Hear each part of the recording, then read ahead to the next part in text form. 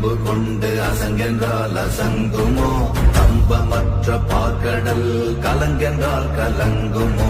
இன்பமற்ற யோகியை இருளும் வந்து அணுகுமோ? செம்பொன்னம்பலத்துளே தெளிந்ததே சிவாயமே. ஓம் நமச்சிவாய ஓம். ஓம் நமச்சிவாய. ஓம் நமச்சிவாய ஓம்.